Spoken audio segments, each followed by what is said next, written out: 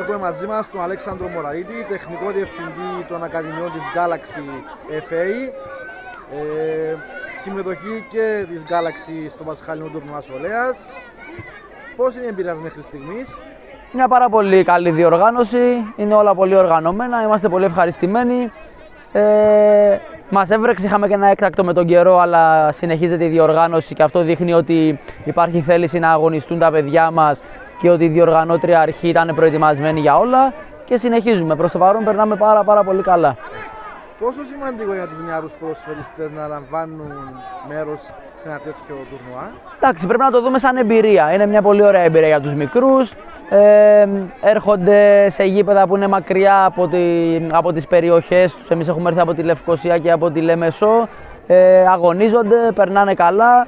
Νομίζω σαν συνολική εμπειρία είναι κάτι που είναι σημαντικό για τους μικρούς. Είναι κάτι που θα θυμούνται μετά από χρόνια, από τα παιδικά τους χρόνια στο ποδόσφαιρο. Μάλιστα. Και ένα παιδί αυτής της ηλικίας τι κερδίζει με την ενασχόλησή του με το ποδόσφαιρο? Νομίζω το πιο σημαντικό είναι ότι, και δεν πρέπει να ξεχνάμε, ότι το ποδόσφαιρο είναι διασκέδαση, είναι ένα άθλημα, είναι ένα παιχνίδι και σε αυτή την ηλικία πρέπει να παίζουν και να το απολαμβάνουν.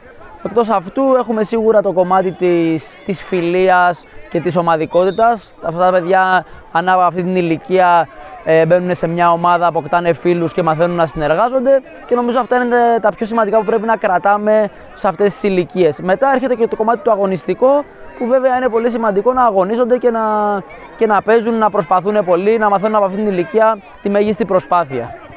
Αλέξανδρο, ευχαριστούμε πάρα πολύ. Ευχαριστώ και εγώ. Και ευχαριστώ πολύ. να ζούμε και του χρόνου. Να είστε καλά, ευχαριστώ και εγώ.